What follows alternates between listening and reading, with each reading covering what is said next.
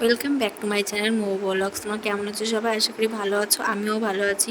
তো প্রথমেই বলে দিই, আমি 2 দিনের ভিডিও আমি আজকে দিচ্ছি, পরশু দিনের ভিডিও আর হচ্ছে কালকের ভিডিও। তো তোমরা দেখতে থাকো। বল, আমি বলবো না যে ওই যে লাঠি রয়েছে লাঠিটা নিয়ে আসো তো। না বলছি পারবো। ঠিক আছে বস। বল বল, স্বাভাবিক উদ্ভিদ কাকে বলে? হ্যাঁ, স্বাভাবিক উদ্ভিদ কাকে বলে? আরে ওই যে ভেজ যে তারপরে কয়দিন আমি আসে দুই নেই তো এখনো ঘাইমা ঘাইমা ওরকম ইয়ে হয়ে গেছে। বলি বলো। যে উদ্ভিদগুলি যে উদ্ভিদ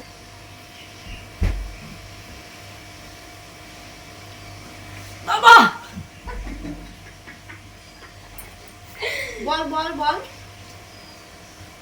যে উদ্ভিদগুলি মানুষের চেষ্টা মানে মানুষের সাহায্য ছাড়াই প্রাকৃতিক না প্রাকৃতির সাহায্য নিয়ে মানে বেড়ে ওঠে তাকে বলে স্বাভাবিক উদ্ভিদ। ভালো করে বলতে ঠিক আছে।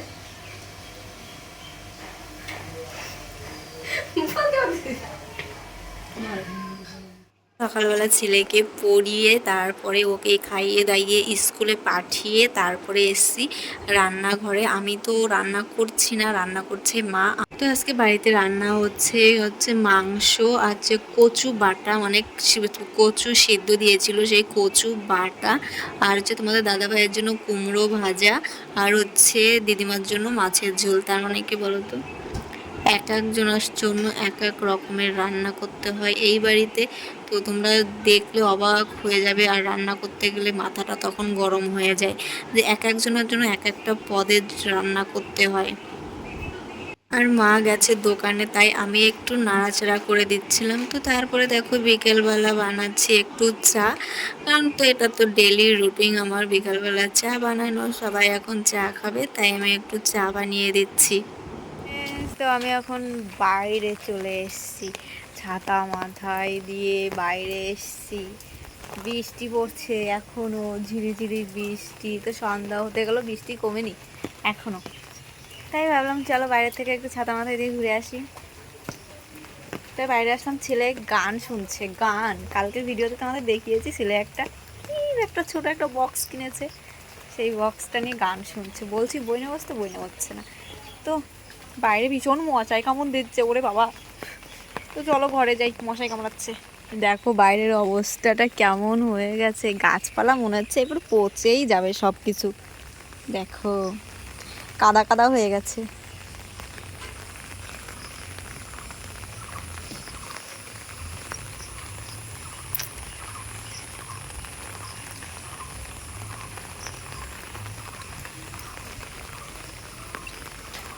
বৃষ্টি হলেও জ্বালা, না হলেও জ্বালা, বেশি বৃষ্টি হলে ক্ষতি।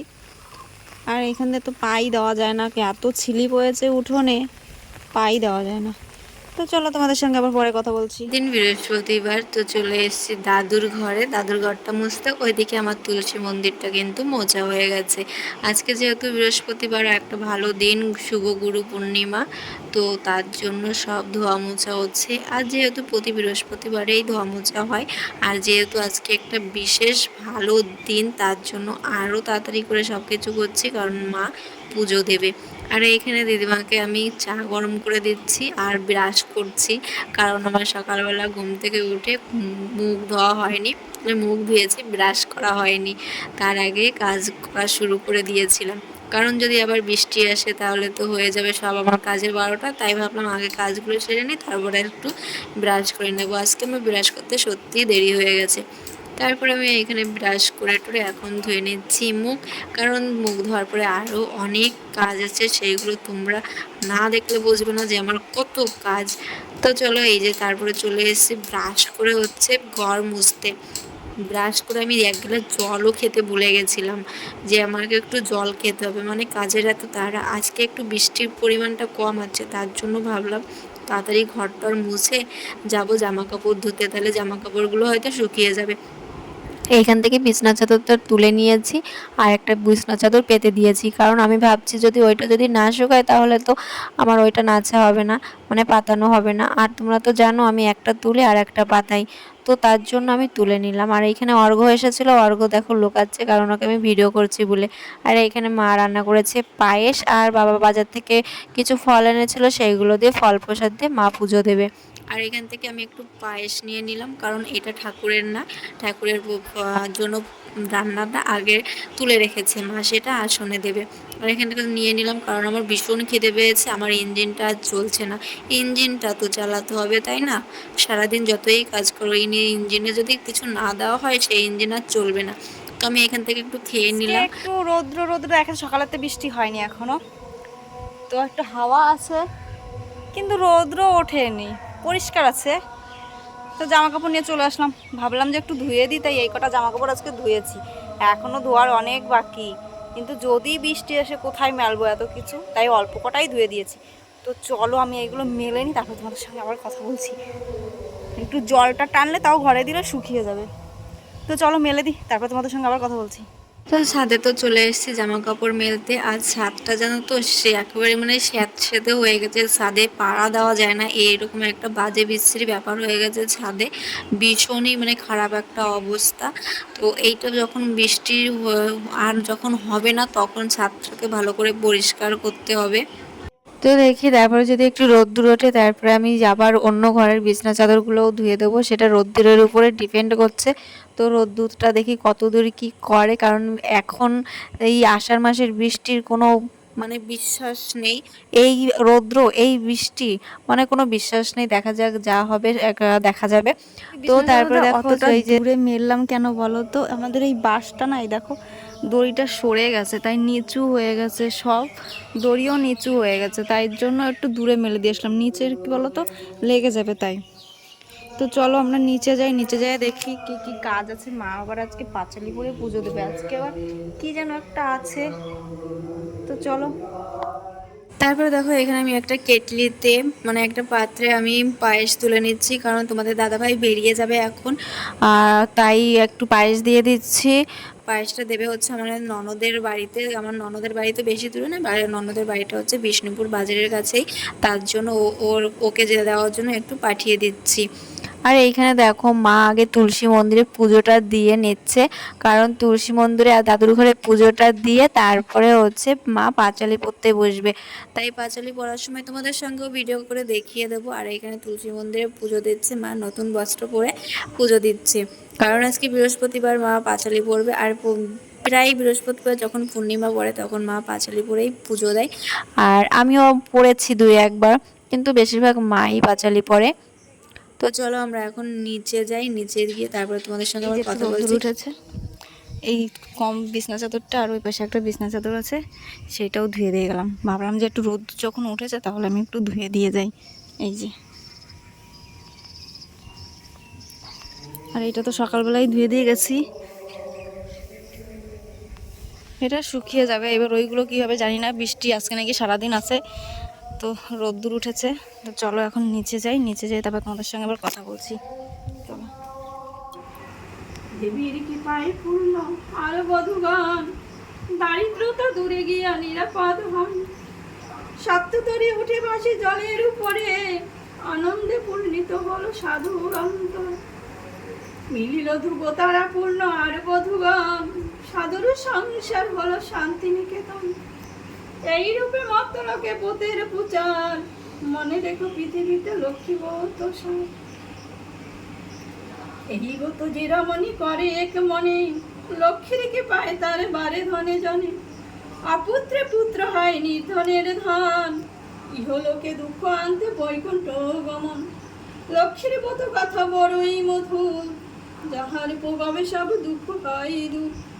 যেবা করে যেবা শুনে যেবা রাখে ঘরে, লক্ষ্মীর বলেতে তার মনোবাঞ্ছা করে। গত করে স্তব পাঠে যে জন করে, অভাব রহে না তার লক্ষ্মী দেবীর বলে।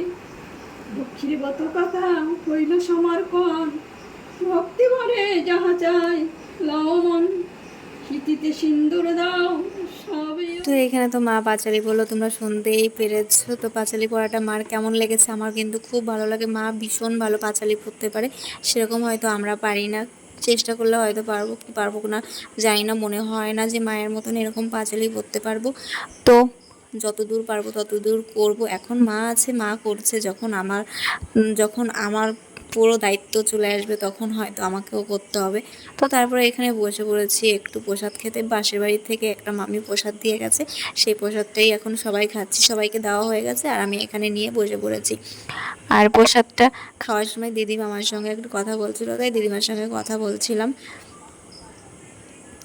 তো তারপরে দেখো সকালবেলা আজকে আমাদের বাড়িতে রান্না, সকালবেলা না সরি দুপুরবেলা রান্না হয়েছে ভেন্ডি ভাজা, কুমড়ো ভাজা আর হচ্ছে ডাল, কারণ আজকে আমাদের বাড়িতে নিরামিষ হচ্ছে।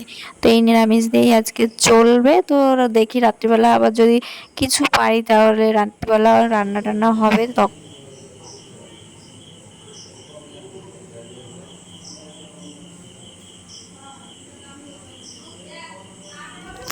তো চলো আমি এখন চাউমিন বানাচ্ছি, আর ওই যে দিদিমার জন্য বানিয়ে রেখেছি আগের থেকেই। দিদিমা যেহেতু আলাদা মানুষ তার জন্য।